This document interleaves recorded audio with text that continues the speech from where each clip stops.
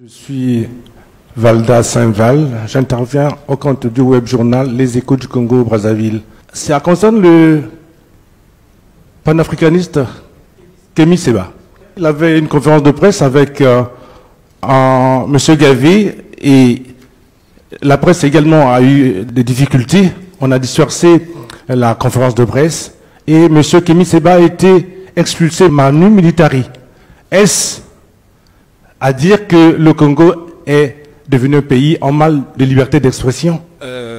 Monsieur Kémy Séba est ce qu'on appelle, paraît-il, un panafricaniste, mais que moi je qualifierais de provocateur professionnel.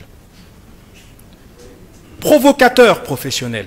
Je crois qu'il faut que vous éclairiez vos lecteurs, non pas sous le prisme congolo-congolais, en essayant toujours de diaboliser le gouvernement qui prendrait, semble-t-il, des mesures attentatoires à la liberté d'expression. Ce même monsieur Kémy Séba avait une double nationalité, française et béninoise.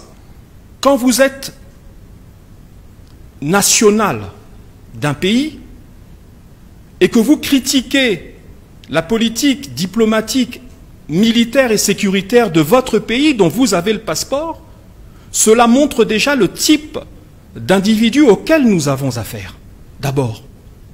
Et il a poussé la provocation jusqu'à brûler en public le passeport français. Il a pris son passeport français et il l'a brûlé. Voilà l'individu que vous considérez apparemment comme responsable, dont on parle. C'est ça, cet individu. Il fait partie de ces Africains dont on se demande d'ailleurs, parce que, à part être un provocateur, on ne sait pas quelle est sa profession. Quelles sont ses sources de revenus, on ne sait pas. Mais il se balade, certainement dans les plus beaux hôtels du monde, à travers le monde, en prenant des avions certainement en première classe. Il semble être un monsieur qui a du goût. Et il se promène comme ça à travers le monde. On ne sait pas trop par qui il serait financé. Et il passe son temps dans la provocation. Il passe son temps dans la provocation. Alors, il est arrivé à Brazzaville, invité par un acteur politique. Et d'après ce que nous avons cru comprendre, il voulait parler du franc CFA, paraît-il. Certainement pas en bien. On imagine. Bon. Le gouvernement, les services compétents ont considéré, et je trouve que cela est conforme à l'esprit de responsabilité qui doit animer les gouvernants dans n'importe quel pays. S'il fallait parler du franc CFA, puisqu'il paraît que la conférence de presse aurait dû tourner autour du franc CFA, alors certainement que ce monsieur avait l'intention de critiquer le fait qu'un pays comme le nôtre, comme d'autres à travers l'Afrique, utilise cette monnaie comme valeur économique faciale et financière pour ses échanges et transactions économiques et financières. Je dois quand même vous rappeler que dans tous les systèmes juridiques au monde, il y a ce qu'on appelle un délit. Un délit qui est commun à tous les pays. C'est de critiquer la monnaie qui est en cours et en usage dans le pays dans lequel on critique cette monnaie. Tout simplement parce que la critique de la monnaie, qui est un élément de stabilité, qu'on le veuille ou pas, qu'on ait le franc CFA, le franc congolais ou ce qu'on en voudrait à la place, c'est l'élément de la stabilité économique et financière d'un État. Quand vous critiquez la monnaie, eh bien tout simplement, vous pouvez provoquer des mouvements économiques et financiers qu'on ne maîtriserait pas. Je crois qu'aucun de nos compatriotes, à ce stade, et compte tenu de toutes les difficultés que vous évoquez par ailleurs, n'a envie que notre pays ajoute au reste des difficultés que nous avons, cette difficulté qui consisterait à déprécier ou à rendre la monnaie moins sûre que ce qu'elle n'est aujourd'hui. Pour votre information, le franc CFA, qu'on le veuille ou pas, qu'on ait des préjugés politiques ou pas, C'est un des rares éléments de stabilité sur le plan financier à travers le monde, en Afrique francophone et dans notre sous-région en particulier. Voilà, je crois qu'il ne faut pas jouer avec la monnaie. Essayez-vous de vous rendre dans un pays développé, n'importe lequel. Allez à Washington, aux États-Unis, qui est un des pays de la liberté de l'expression, de la communication, de l'information, et critiquez le dollar. Et vous verrez combien de temps il se passera entre le moment où vous ferez votre point de presse et le moment où les services de sécurité de ce pays viendront arrêter votre point de presse. Voilà, c'est tout simple. Hein. Ce sont des questions hautement stratégiques, des questions hautement politiques sur lesquelles on ne joue pas. Ce monsieur dispose des réseaux sociaux amples qui lui permettaient de faire, s'il le souhaitait, depuis l'étranger, un point de presse. Nous avons convenu, ici, au Congo, que nous ne souhaitions pas ce désordre. Albert Mianzoukuta, la semaine africaine. Quel est l'état de nos relations aussi avec la France? Vous parlez de nos relations avec la France. Bon, là, c'est une question un peu plus bateau. Parce que, autant dans la première partie de votre question, il n'y avait pas de sous-entendu. Mais là, votre question paraît simple, mais elle a plein de sous-questions. Donc, si vous me permettez, je vais tâcher d'être méthodique et d'y répondre.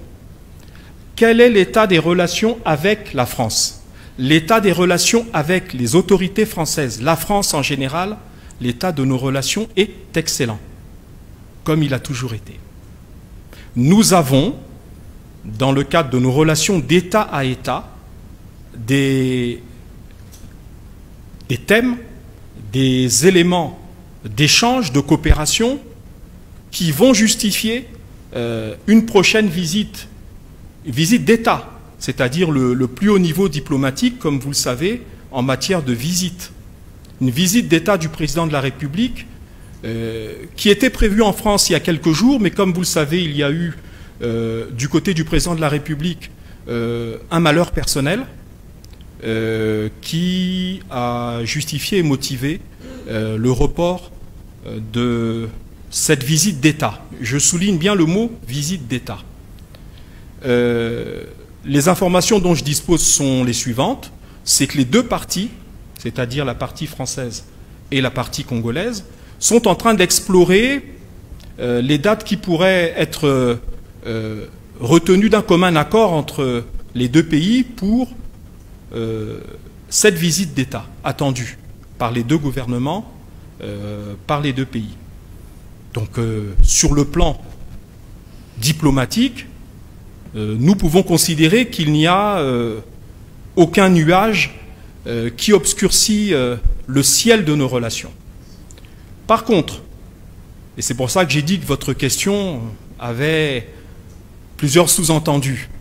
Par contre, j'entends dans votre sous-entendu principal les quelques remue-ménages qui, et ça je l'ai suivi là également, ont amené un juge français, parce que je crois que c'est de ça en réalité dont vous parlez, ont amené un juge français à délivrer ce que les juristes appellent un mandat d'amener contre l'épouse du président de la République, la première dame de notre pays, qui séjournait en France dans cette période. Je crois que c'est de ça en réalité dont vous parlez. Là-dessus, par contre, parce que là, il ne s'agit pas des relations d'État à État. Ça, ce n'est pas les relations d'État à État. Là, il s'agit de l'agitation d'un juge, un juge qui est motivé par des considérations idéologiques. Ces considérations idéologiques consistent à vouloir absolument détruire les institutions ou les animateurs d'institutions de pays que, pour des raisons, je l'ai dit, idéologiques, ils n'apprécient pas.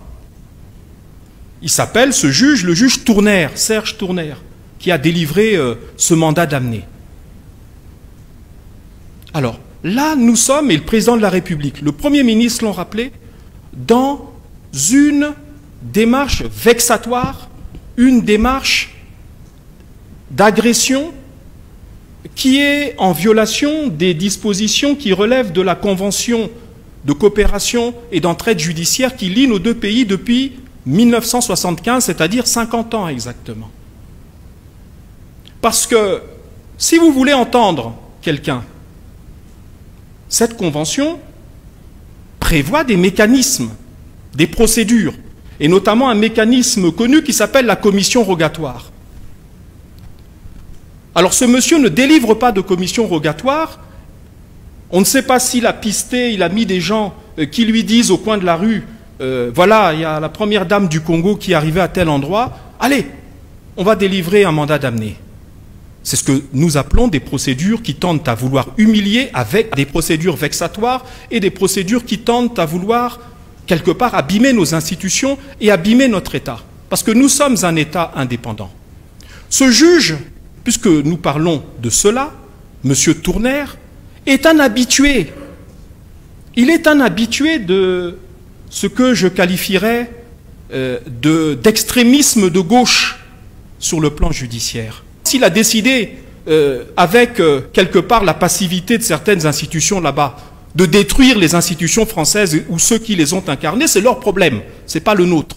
Mais nous ne laisserons jamais, je dis bien nous ne laisserons jamais nos institutions d'un côté, et ceux qui, dans le cadre de la coutume diplomatique, parce que quand nous parlons de la première dame, elle n'a pas un statut juridique qui permette de lui faire bénéficier d'une ce qu'on appelle une immunité, au sens que ça couvrirait les chefs d'État, comme vous le savez. Par contre, il y a une coutume diplomatique qui, de tout temps, et selon toutes les latitudes et tous les systèmes juridiques, permet à la première dame de disposer de cette immunité et de la préserver des tentatives d'humiliation.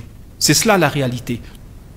Donc pour ce qui concerne cette affaire, c'est-à-dire considérer comme normal que des autorités qui bénéficient de la coutume diplomatique ou de l'immunité diplomatique qu'on tente de les humilier de la sorte, le gouvernement du Congo n'acceptera jamais cela.